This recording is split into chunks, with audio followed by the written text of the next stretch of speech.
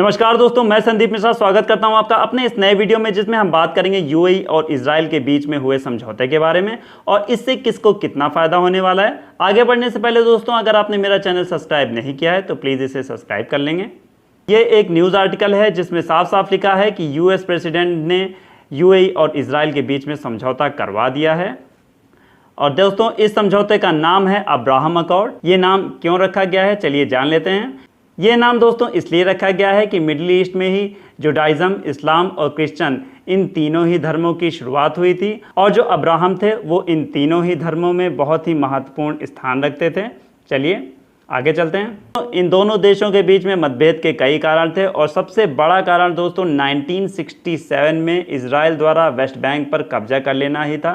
और मैं आपको बता दूं दोस्तों, यूएई हमेशा फ़लस्तीन का साथ देता रहा है, जो कि इजराइल का सबसे बड़ा दुश्मन है। दोस्तों आइए मैप के ज़रिए हम जान लेते हैं कहाँ पे इजराइल पड़ता है, कहाँ पे यूएई पड़ता है और कहाँ पर वेस्ट बैंक पड़ता है। ठीक है, चलिए। तो दोस्तों ये रहा हमारा देश भारत। दोस्तों हमें पश्चिम की ओर चलना है और पश्चिम की ओर जब हम चलेंगे तो हमें देश सऊदी अरब दिखाई पड़ेगा। ठीक है, थोड़ा और पश्चिम में चलेंगे तो यहाँ पर ये मेडिटेरेनियन सी है। मेडिटेरेनियन सी के किनारे पर जब हम लोग जूम इन करेंगे तो यहाँ पर इजराइल दिखेगा दोस्तों, और इजराइल में ही पड़ता है यहाँ पर वेस्ट बैंक। ठीक है ना, ये वेस्ट बैंक पड़ता है जहाँ पर इजराइल का जो है कब्जा है।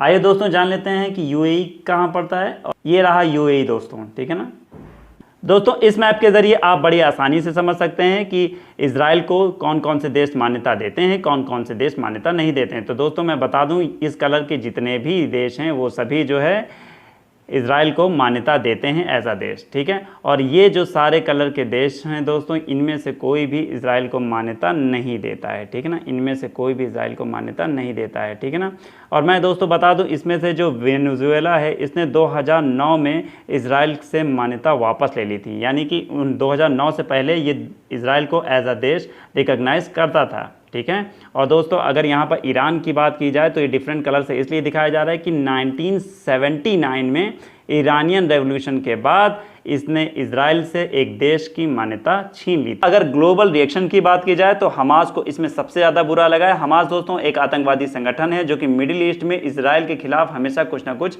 करता रहता है। और टर्की भी दोस्तों है जिसको बहुत बुरा लगा है, और ईरान भी है। ठीक है ना, ये दोनों देश हैं जिन्होंने इसका बहुत ही बुरी तरह से क्रिटिसिज्म भी किया है। ठीक है, आगे चलते हैं दोस्तों। अब इस डील से सबसे ज़्यादा फायदे की बात की जाए तो सबसे ज़्यादा फायदा होगा डोनाल्ड ट्रंप को यूएस इलेक्शन में। दोस्तों आपको पता होना चाहिए नवंबर 2020 में यूएस इलेक्शन है, जिसमें डोनाल्ड ट्रंप के पास अब एक अच्छा कार्ड मिल गया है जिसके तहत वो जो बाइडेन के सामने अपने आप को प्रेजेंट कर सकते हैं।